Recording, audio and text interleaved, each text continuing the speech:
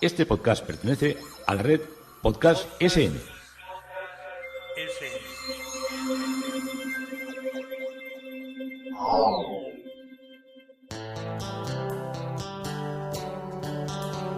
Historia con sentido. Un podcast realizado y presentado por Juan Carlos González.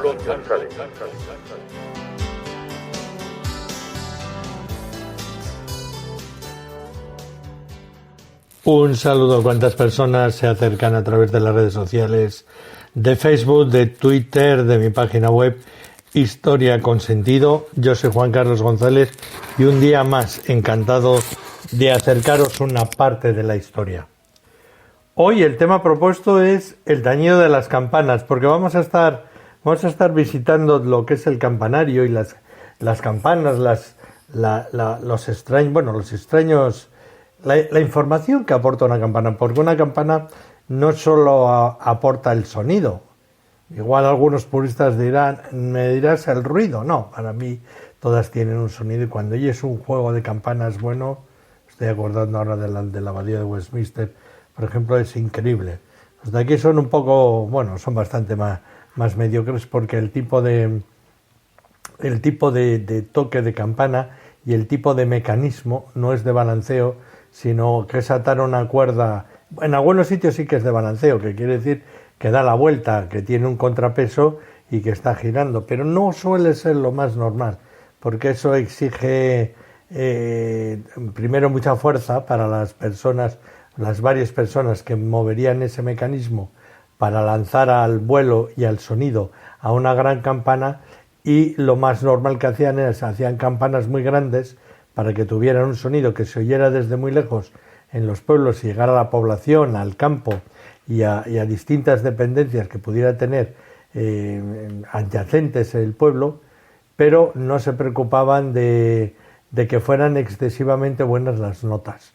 Eso sí, solían hacerlas muy grandes, había algunas grandísimas y cada una le ponían un nombre. A veces le ponían el nombre del párroco, pero otras veces era Santa María, el Santo, San Roque, San Joaquín, Santa Ana. En fin, todas estas cosas las vamos a ver ahora en el tañido de las campanas, que indudablemente nos estamos refiriendo al tañido de las campanas de Gumiel-Dizán, y de todo lo que rodea esa iglesia, porque la estamos todavía viendo desde fuera.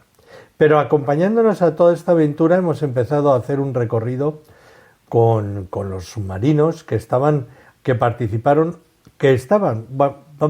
voy a centrar el tema. Submarinos de los que hay constancia que anduvieron en los alrededores de las Islas Canarias de una manera continuada durante la contienda. Pese a las aportaciones que se hacen de la Segunda Guerra Mundial en el archipiélago canario, suele haber una especie de memoria popular y muchas veces también hay reportajes divulgativos que acompañan al misterio y a la aventura y a toda esta historia que estamos viviendo de que Fuerteventura fue usada para el abastecimiento de los U-boats. Incluso algunos piensan que sirvió para huida de los jerarcas del régimen nazi. Por algún lado se escaparon a Sudamérica, igual también fue por aquí. Recordaros que a Eichmann le cogieron casi 20 años después de haberse escapado, y todos los que había por ahí de mediocres que firmaron actas de defunción engañando, en fin, ya quedarán pocos, prácticamente no creo que queden mucha gente de los que participaron en la Segunda Guerra Mundial, en los exterminios, pero que por algún lado se escaparon y puede que fuera como Canarias, pues igual sí. Uno de los factores que explican la persistencia de estas conclusiones muchas veces es también una falta que podemos tener de visión de lo que era la guerra en el mar y sus amplísimas dimensiones. Esta indefinición muchas veces de los límites del espacio marítimo puede muchas veces conducirnos a confusión, porque salvo Luz 167, que lo hundieron en aguas jurisdiccionales al sur de Gran Canaria, había veces que los submarinos estaban cerca de Canarias, pero estaban a muchísimos kilómetros de las islas. Por ejemplo, el U-542 fue hundido a 200 kilómetros al noreste de La Palma. Una opción para delimitar el espacio que hay que utilizar, que hay que analizar, podía consistir en utilizar, al menos contaros cómo utilizaban, que ya os lo adelanté en uno de los anteriores capítulos, cómo hacían las cuadrículas en lo que era el mar, establecidas por los beligerantes en el Atlántico Medio, aunque ninguna de ellas consideraba a Canarias como una zona independiente. La división establecida por la Royal Navy y por la US Navy, por la Marina de los Estados Unidos, en el Atlántico dejaba Canarias dentro de lo que era el área de Gibraltar, Marruecos, junto con el litoral atlántico de la península ibérica, desde el Cabo Finisterre y todo lo que era, si lanzáramos a la altura de las Azores, de Madeira, una línea hacia abajo, iríamos a buscar un paralelo con la costa atlántica del noroeste de África hasta el Cabo Bojador, dejando también dentro a Madeira. Creo que más o menos así os situáis. Por tanto, a cualquier acción naval situada en este área no tendría que estar necesariamente en o cerca de Canarias, sino que podría localizarse incluso a más de 1000 kilómetros de distancia. Otra tentativa pasaría por localizar, por considerar las cuadrículas en las que la Kriegsmarine dividía los océanos, de un menor tamaño que las empleadas por los aliados. Canarias estaba en la cuadrícula que dominaban los alemanes DH, comprendía aproximadamente entre los 27 y los 34 grados norte y los 17 y 24 oeste. Se trata de un espacio más reducido, aunque sigue incluyendo a Madeira en la costa africana entre lo que era Cabo Yubi y el Ayun. Y sobre todo, un amplio espacio marítimo extendido hasta casi 600 kilómetros al oeste del Hierro, situado en el extremo occidental del archipiélago. En consecuencia, no sería lógico considerar como acciones navales a centenares de kilómetros al oeste de la isla como parte de una guerra naval que tuvo que ver o que tuvo que influenciar, que tuvo influencia directamente con el archipiélago, que es de lo que estamos hablando. Bueno, ¿qué submarinos, aparte de los que estamos viendo, andaban por aquí? Bueno, estas delimitaciones, estas zonas de las que os estoy hablando, se aproximan más a las zonas de operaciones asignadas por un submarino italiano, el submarino Finzi, en junio de 1940, que se movía en lo que era la costa africana y la costa canaria. De este modo es posible hablar con mayor precisión de acciones navales en Canarias de este submarino italiano, ya que están localizadas en las aguas que discurren cercanas a las islas y en los casos más remotos, no a centenares de kilómetros, con otros puntos de referencia próximos o alejados de las costas isleñas. El Giuseppe Finzi fue un submarino de la Regia Marina, de la Marina italiana, perteneciente a la clase Calvi, que operó durante la Segunda Guerra Mundial. Junto a los gemelos el Calvi y el Tazzoli, formó el segundo escuadrón de submarinos con base en La Spezia, en el puerto de La Spezia, que luego fue transferido a Tarento y utilizado para entrenamiento.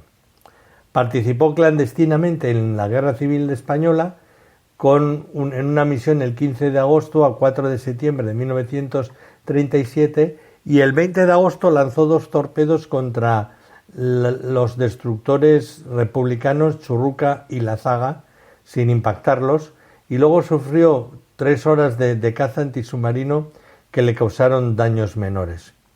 Realizó otras 3 maniobras de ataque, en las cuales solo una completó, con el lanzamiento de 2 torpedos el 22 de agosto de ese mismo año, de 1937, contra un vapor identificado como Escolano, que sin embargo evitó el lanzamiento de los torpedos.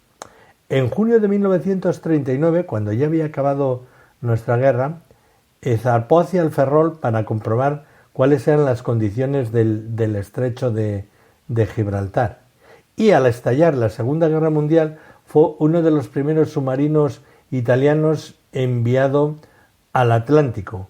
Partió de Cagliari el 5 de junio de 1940 y el 13 de junio fue el primer submarino italiano en cruzar el estrecho de Gibraltar, escapando el 12 de junio de un ataque del destructor Watchman inglés de la Marina Británica cerca de Punta Almina. Estos eran los que estaban vigilando los que tenían guarnición en Gibraltar. Punta Almina es el extremo oriental de la península de la Almina, sobre la que se asienta la ciudad de Ceuta, y allí marca la entrada sur del estrecho de Gibraltar en el mar Mediterráneo a 24 kilómetros justos de Punta Europa. Lo estás viendo, o sea, estás en Punta Europa y estás viendo Punta Almina en la otra parte.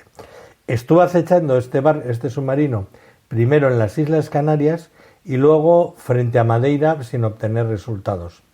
El 6 de julio volvió a cruzar el estrecho y 4 días después llegó a Cagliari. El 7 de septiembre partió de la Spezia y cruzó de nuevo el estrecho de Gibraltar entre el 12 y el 13 de septiembre y fue atacado por un destructor con cargas de profundidad, pero no sufrió daños graves. Y el 29 del mismo mes llegó a Burdeos, emplazamiento de la base atlántica ya alemana de Besançon, sin haber hundido ningún barco. El 24 de octubre partió para una nueva misión y el 30 lanzó un torpedo contra un buque mercante armado, fallando. Fue reaccionado por un buque de guerra, pero no resultó con grandes averías. Y entre el 17 y el 28 de noviembre relevó a 3 convoys que no pudo atacarlos. Cuando reveló es que los vio, vamos, que los descubrió, pero no pudo atacarlos debido a que había muy mar agitado y regresó a la base el 4 de diciembre. Entre el 10 de marzo y el 17 de abril de 1941 operó frente a Oporto y también en el oeste de las Islas Canarias y al este de las Islas Cabo Verde, detectando la presencia de 2 convoyes sin poder atacarlo. El 10 de agosto fue enviado a buscar un convoy, pero no pudo seguirlo, y el 4 de septiembre tuvo que iniciar un viaje de regreso debido a las fugas de combustible, y entre el 6 y el 24 de diciembre participó junto a los gemelos Calvi y Taccioli en el transporte de los supervivientes del crucero actual Atlantis y del petrolero Pitón, previamente hundidos por los submarinos alemanes U-126 y U-38.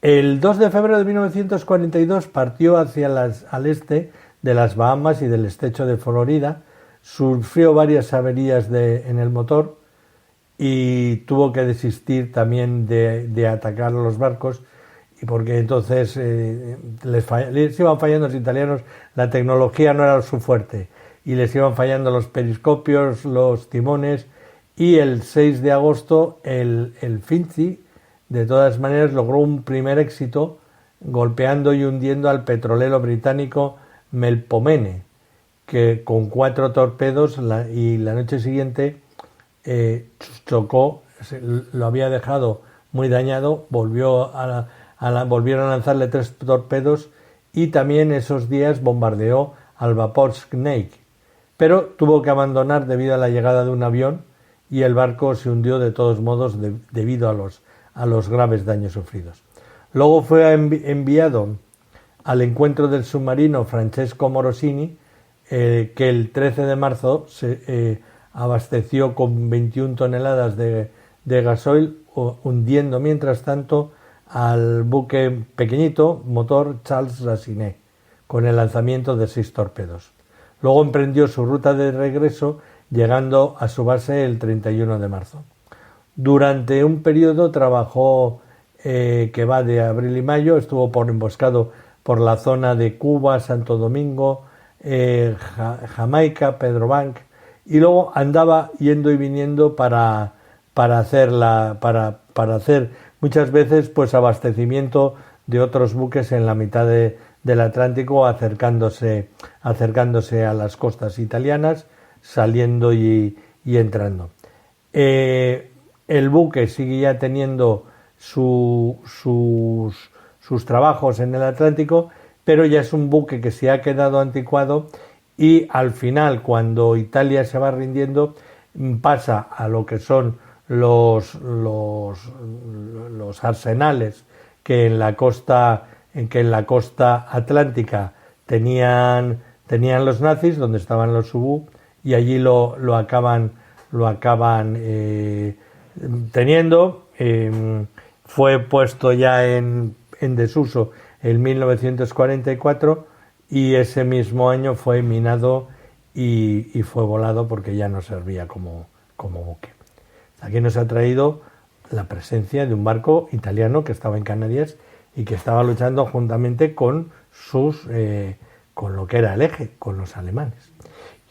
Y nos habíamos quedado en la villa de Gumiel, viendo los intensos, no sé si la palabra es intenso, los señores de la villa, que habían sido Íñigo López de Mendoza, marqués de Santillana, don Diego de Sandoval, adelantado mayor de Castilla, primer conde de Castro, que estaba casado con doña Beatriz de Avellaneda, señora de los dos Gumieles, Gumiel de Izán y Gumiel del Mercado, don Pedro Girón, gran maestre de Calatrava, cuyos descendientes en el condado de Urería continuó este patrocinio. El escudo de los Girones se halla repetido 8 veces en la iglesia y otro en la casa del pueblo denominado Casa Palacio, con la variante de que en este último ostenta una corona ducal. Los condes de Urería, duques de Osuna, traen el escudo cortado, con partición alta de gules, con un castillo de oro, que es el castillo que representa a Castilla, otra mitad, otro cuarterón de plata, con un león rampante de su color, que representa el reino de León, y en la partición baja de oro, con 3 jirones de gules, que es el de la casa Girón. La torre tiene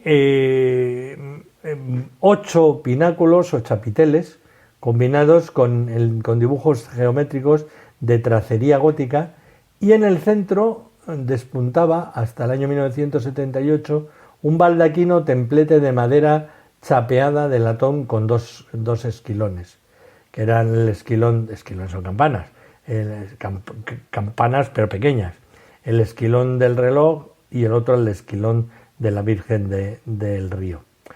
La cúspide del baldaquino, que remataba cuatro bolas con cornisas, y en el centro de la cima una cruz con una veleta sobre una gran bola.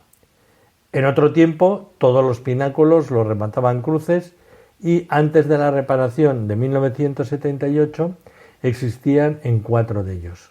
Según consta en el libro de visitas del 20 de febrero de 1702, visitaba la parroquia don Francisco de Tordesillas en nombre del obispo don Sebastián de Arévalo, y ordenó reparar la torre y las escaleras de la plaza con la piedra que tiene y con la de las escaleras de la puerta de San Nicolás, que mira al Vergel, deshaciendo estas que no son necesarias ni se usan, y se le procuró al señor cura que sean honestas y de mayor decencia. El campanario, la entrada a la torre, se realiza desde una escalera de madera al lado del coro, desde el interior de la iglesia. Al iniciar la subida a la torre hay una escalera de madera que sube 4 metros de altura, y allí te metes por un arco.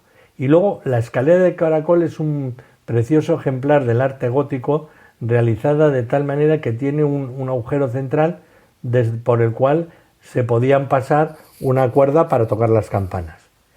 Accediendo por las escaleras de caracol llegamos a la sala de las campanas, y en su interior, a la derecha, parte una escalera de madera que llega hasta la sala del reloj, que está por encima de la sala de las campanas. La torre está decorada muy profusamente con elementos de arte gótico. Tiene gárgolas, tiene agujas, escudos en la cara sur, etc. Los escudos nobiliarios pertenecen al cardenal Mendoza, a la familia de Girón, al marqueses de Peñafiel y duques de Osuna. Podría haber sido una torre almenada, y sobre esta parte de las almenas se asientan los remates góticos actuales. Entre el segundo y el tercer piso, en la cara sur, donde actualmente hay una campaña pequeña, se encontraba anteriormente un balcón conjuradero. Era un balcón conjuradero, decir, ¿pero qué conjuro? Sí, ahí era donde subía el cura para espantar a las tormentas y les echaba agua bendita a las nubes y rezaba una oración para que las tormentas parasen. La torre de campanas, cuyos tañidos y cuyos repiques se escuchaban por todos los vecinos, son ya cada día desde luego menos frecuentes, pero el campaneo identificaba estos toques con gloria, misa rezada, misa cantada, rosario, según fuera el toque de difuntos, y aún aunque el número de campanas, claro, ha disminuido y mucho en relación con tiempos pasados. En la actualidad hay dos grandes campanas cuyo peso aproximado es entre 720 y 650 kilos. La mayor, sita en el vano sur del campanario, tiene la inscripción que pone: «Alabo al Dios verdadero, ahuyento pestes y nublados, convoco al pueblo y al clero, y a los difuntos yo lloro, a los demonios desecho, y a las fiestas yo decoro». Pellón me hizo, Pellón debió ser el campanero, siendo cura regente de esta parroquia, don Martiniano Gurioco, y alcalde don Francisco Palacio Urdani, en el año 1911. El otro escrito lleva en su parte superior, aunque fraccionariamente, pone campana y luego Gumiel-Dizán. La otra campana es de 650 kilos y tiene escrito alrededor en la parte superior, dedicada a Santo Domingo de Guzmán, y por la parte de abajo, Ave María suena fuerte. Y en el centro, el año de fabricación de 1850, siendo cura don Pedro Calvo, alcalde don Antonio Martín y mayordomo don José Calvo. Otras dos son de unos 230 kilos, cada una tiene el nombre de Jesús, María y José, y deben ser de la misma época que la dedicada a Santo Domingo de Guzmán. Existen dos campanillos pequeños, uno de Gloria del año 1850 y otro moderno denominado de la Virgen. Un gran esquilón que dice Vincit Leo de tribu de Judá Radix David, aleluya, viene a completar el conjunto de instrumentos de bronce, de campanas del campanario de Gumiel-Dizán. Arriba, también en la torre, en el año 1769, Juan José Casajús, maestro relojero de Valencia, hizo el reloj de la torre por 8.000 reales, pagados por la villa y por la iglesia, que abonó 3.000. La esfera exterior aún permanece, mas la maquinaria íntegra pero muy deteriorada fue retirada en el año 1978 por los retoques que había sufrido el interior de la torre, y hacía varios años que ya no funcionaba y fue mejorada, fue cambiada por una mecánica moderna en 1987 y ya suena como todos los relojes mecanizados. Los vanos de las paredes, estamos todavía en el exterior del templo, lo constituyen principalmente ventanas, que están rellenos de ventanas y de portadas. 14 ventanas, un pequeño rosetón, un ojo de buey y 3 pequeñas luces iluminan el templo, cuya distribución es la siguiente. En el lado sur o mediodía tenemos 4 ventanas, cuya luz alumbra la nave de la epístola, y 3 más sobre la cubierta de esta nave que ilumina la central. En el lado norte, el pequeño rosetón cegado con adobes que está junto al altar de Santo Domingo en la nave del Evangelio. Una ventana que da luz a la capilla de San Miguel y el ojo de buey en la parte alta de la nave central. Y en el poniente 2 ventanas y un gran ventanal que corresponde a las dos naves laterales y a la nave central, debajo del ventanal por donde entra una pequeña luz. Además, hay dos ventanales y dos luces que iluminan la capilla de la Purísima, o lo que es ahora el museo, y otra ventana que da a la sacristía. La mayor parte de estos ventanales, aunque de origen gótico, han sufrido alteraciones, excepto las dos situadas al sur sobre la nave central. Hasta mediados del siglo pasado daban acceso a la iglesia tres entradas o puertas llamadas Puerta de San Nicolás, que era la del acceso a esa zona del cementerio, Camposantillo, la Puerta Honda y la puerta principal. La Puerta Honda, situada al oeste, es de estilo gótico del siglo XV, hecha en el espesor del muro con varias arquivoltas y fue tapiada con piedra de sillería el año 1745 por Pedro de la Villa Isla.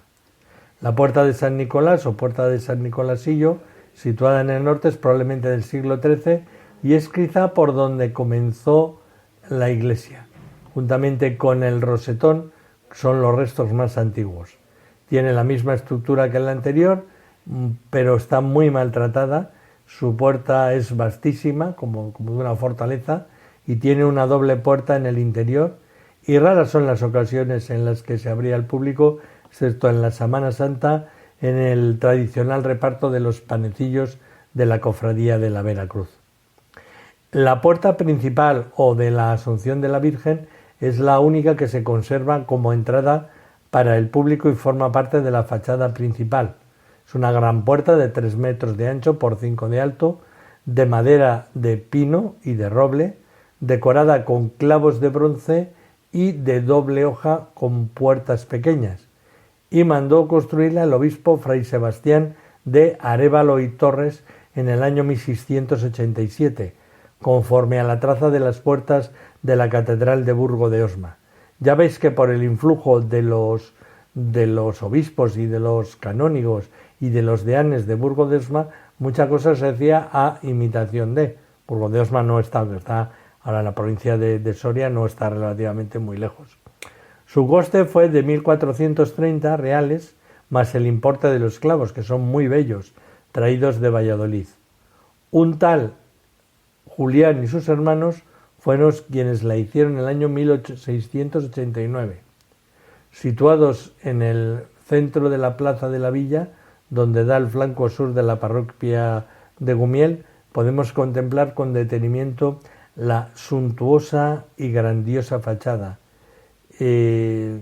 Epítetos conferidos por los autores, algunos de los cuales pondera tanto la portada que muchas veces no tenemos palabras para expresar la magnificencia de lo que vamos a ver en el interior y de los detalles, como estas puertas claveadas con los clavos que son como si fueran unas espinas de 8 puntas, que son muy bonitas. Estamos en el centro del lado sur. En este flanco podemos ver 4 magníficos ahora contrafuertes, 2 de los cuales están rematados por cornisas de bolas, con una serie de florituras góticas como las gárgolas, y en el extremo izquierdo tenemos en los muros de la Capilla del Rosario, adosados el siglo XVI, a la sólita torre que rompe interiormente la planta al bajar sus muros, y en el extremo derecho la cabecera del templo con una hermosa ventana gótica deteriorada, en cuyos lados se presentan los escudos de Pedro de Montoya, fechado entre 1455 y 77, y a la derecha tal vez el de Pedro de Castilla. La puerta principal o de la Asunción de la Virgen es la única que se conserva como entrada para el público y forma parte, como os he dicho, de la fachada principal. Nos acercamos a la puerta, vamos a acceder a ella, vamos a visitar su interior, pero la contemplamos o estamos extasiados ante ante esos muros tan increíbles, ante esa portada, ante esa fachada que es verdaderamente deslumbrante, magistral y armoniosa, y que nos deja abiertos a otro capítulo de Historia con Sentido. Hoy el tañido de las campanas, porque nos hemos andado moviendo por el exterior y por la torre y por la historia de las campanas de Gumeldizán. Juan Carlos González, encantado de haberos contado una vez más una parte de la historia.